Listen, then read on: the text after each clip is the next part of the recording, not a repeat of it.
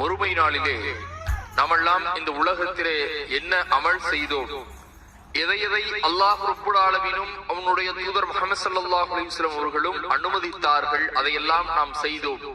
நன்மையை ஏவி தீமையை நாம் எப்படி தடுத்தோம் என்பதை எல்லாம் அல்லாஹ் ரப்புல் ஆலமீன் மறுமை நாளிலே கேள்வி கேட்பான். நம் நன்மைகளை நிறுக்கக்கூடிய மீசான் என்கின்ற ஒரு தராசையும் அல்லாஹ் ரப்புல் ஆலமீன் மறுமை நாளிலே ஏற்படுத்தி நம்மளுடைய நன்மைகளை தீமைகளை நிரப்புவான். அப்பொழுது அதனுடைய எடை அதிகப்படுத்துவதற்காக அல்லாஹ்வுடைய தூதர் ஸல்லல்லாஹு அலைஹி வஸல்லம் அவர்கள் ஒரு அழகிய திக்ர் ஒன்றை இந்த சமுதாயத்திற்கு காட்டி தந்தார்கள்.